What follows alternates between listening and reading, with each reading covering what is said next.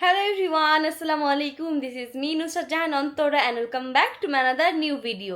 Guys, আজকের এই দিনের জন্য আমি অনেক বেশি এক্সাইটেড আর আমি কেন আমরা সকল মুসলিম ভাই ও বোনেরা সবাই অনেক বেশি এক্সাইটেড থাকি রোজার মাসের জন্য, কারণ রোজার মাস হচ্ছে রহমতের মাস আর রোজার মাস আসলেই হচ্ছে কেমন যেন একটা অন্যরকম শান্তি লাগা কাজ করে।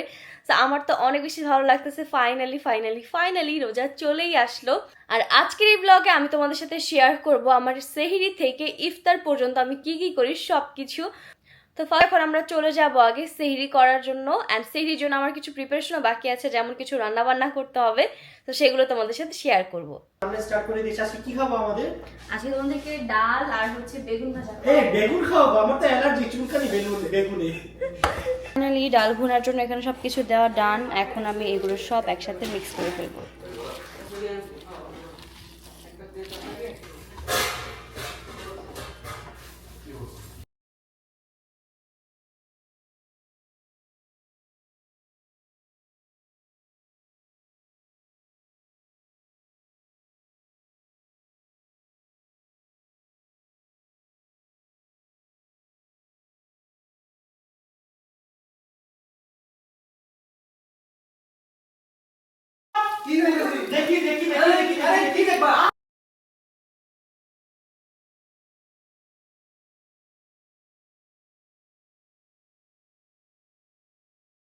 মানে অন্তরা বেগুন ভুনা করছে।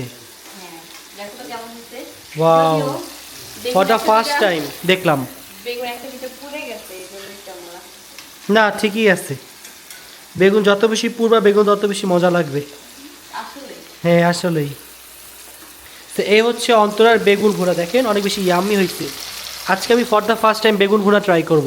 কেন তোমাকে থাইল্যান্ডও খাই তুমি ভুলে গেছো। ওফ, মনে থাকে না। ফাইনালি গাইস বেগুন ভাজা কমপ্লিট আর এখানে ডাল ভুনাও হয়ে গিয়েছে। সো আমরা এখন তাড়াতাড়ি করে আমাদের সেহরিটা কমপ্লিট করব। তার আগে আমি এটা এখানে রেখে দেব। দেখেন এখানে হচ্ছে আমাদের রাইস আর তারপর এখানে হচ্ছে chicken curry. The next day. তো গাইস ফাইনালি ঘুম থেকে উঠে রেডি হয়ে পড়লাম আর এখন হচ্ছে আমি আমার রুমটাকে গুছিয়ে নিচ্ছি, কারণ রুম গুছানো কমপ্লিট করে আবার নিচে যেতে হবে। নিচে যে আমাদের টুকটাক যে রান্না বান্নাগুলো আছে ওগুলো কমপ্লিট করতে হবে। ফার্স্টেই হচ্ছে বিছানা গুছাচ্ছি, কারণ রুমের মেন সৌন্দর্যই হচ্ছে বেড। আর আমার রুমের বেডটা যদি এলোমেলো থাকে মনে হয় পুরা রুম। আমি কিন্তু গাইজ অলরেডি পুরো বেডটা গুছাই রাখছিলাম। অন্তরা জাস্ট এসে বেডটা নাড়া দিল। কি গুছাইলা তুমি? তুমি রোজা রমজানের দিন সত্যি করে বলো, এটা আমি গুছাই রাখছি। তুমি গুছাই রাখছো? আমি মাত্র গুছাই রেখে গেছি, দেন আমার মনে হয়েছে যে আমার ব্লগ করা উচিত। সো এখন অন্তরা রুমের যে বাকি কর্নারগুলো আছে সেগুলো গুছাবে। স্পেশালি দেখাবো কোন কর্নারটা। ওই যে ওই কর্নারে তোমার গুছানো উচিত। ওই কর্নারে অনেকগুলো লাগেজ আছে, লাগেজ থেকে লাগেজ না, জামা কাপড়গুলো। আর হ্যাঁ ওইখানে তো আমি অলরেডি ভাঁজ করে রাখছি অনেক কিছু, সো ওগুলো গুছাবো। এটা এখন হচ্ছে তুমি লুঙ্গি ভাঁজ করবো। লুঙ্গি ম্যান রাখি বিয়ের আগে জীবনে লুঙ্গি পরতো না, এখন রিসেন্টলি তুমি লুঙ্গি পরো কেন? কারণ লুঙ্গি অনেক কমফোর্টেবল, যারা না পড়ছে তারা জানে না। আর মানে যারা তার মানে এখনো পরেনি তাদের পরে দেখা উচিত। রাইট, অবশ্যই পরা উচিত। আমার লুঙ্গি ভালোই লাগে না। তুমি কেন, তোমার কেন ভালো লাগবে? তুমি কি পরবা নাকি? দেখতে ভালো লাগে, দেখতে একটা ইয়ে আছে না, মানে দেখতে সুন্দর লাগতে হবে, এরকম লুঙ্গি ভালোই লাগে না। দেখার সুন্দর দিয়ে কি, কমফোর্টেবল দিয়ে কাজ।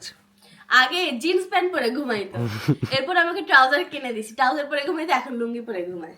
তো গাইস ফার্স্টে এসে এখানে আমি আলু চপিং করে কেটে নিচ্ছি, কারণ আলু দিয়ে আমি বানাবো আজকে আলুর পাকোড়া। আমি একটা রেসিপি দেখছি আর আমার মনে হলো যে এটা আজকে ট্রাই করা উচিত, যেহেতু প্রথম রোজা কিছুতে স্পেশাল করা উচিত। তো গাইস দেখো কি সুন্দর করে একদম পাতলা করে আলুগুলো কাটতেছি, এদিকে রাখিও আমাকে হেল্প করতেছে। আমরা আলুর মেশিনটা দিয়ে এইভাবে করে পিস করে নিচ্ছি, কারণ এর আগে আমি যখন এইভাবে কাটতেছিলাম দেখো কত মোটা হইতেছিল। দেখো আমি কত সুন্দর করে কেটে দিচ্ছি। মানে শোনো, আমি তো রান্না করতে করতে টেকনিক খুঁজে পাবো, তাই না? আমি তো বুঝি না। আমাকে বলে খুঁজে দিচ্ছি, আমি খুঁজে বের করছি। দেখো এখন কত সুন্দর হয়েছে। আমি তো আজকে এই রেসিপিটা ট্রাই করতেছি, চাইলে আপনারাও ট্রাই করতে পারেন। আমি একদম ডিটেলসে দেখিয়ে দিব। দেখেন এইভাবে সুন্দর করে কেটে এগুলো সব এখন আমি এভাবে অ্যাডজাস্ট করে দিচ্ছি আগে, যাতে আমার কাটতে সুবিধা হয়। অ্যান্ড নাও এগুলোকে সুন্দর করে এভাবে করে কেটে নিব।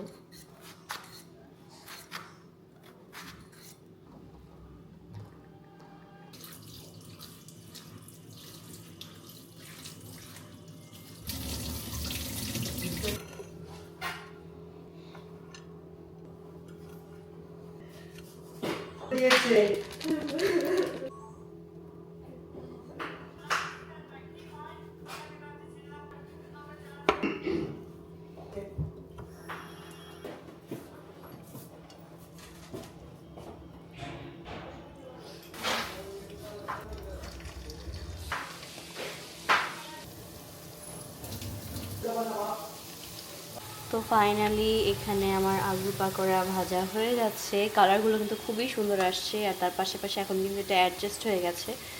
সো অনেক এক্সাইটেড টেস্ট করার জন্য, কারণ যেহেতু রোজা আমি মশলা যা যা দিতে টেস্ট করতে পারি নাই, ইফতারের সময় আসলে টেস্ট করব।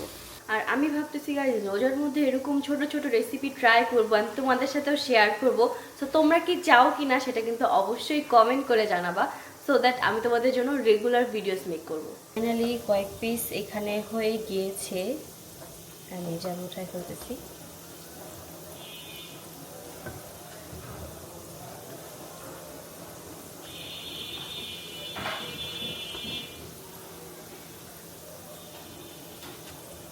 তো পাকোড়ার পাশাপাশি আমি এখানে ফ্রোজেন সিঙ্গারা অ্যান্ড নাগেটসও ভেজে নিয়েছিলাম, আর তারপরে আমরা ফ্যামিলি সবাই মিলে একসাথে বসে পড়ি ইফতার করার জন্য। আজকের ইফতারে আমরা বাইরে থেকে আরো অনেক কিছু নিয়ে আসছিলাম, ফ্রুটস, হালিম, জিলাপি, চিকেন, আরো অনেক কিছু। গাইজ ইফতার কমপ্লিট, এখন আমি হালিম খাবো, যদিও বাইরের হালিম আমার অত বেশি পছন্দ না। সো লেটস সি এটা কেমন।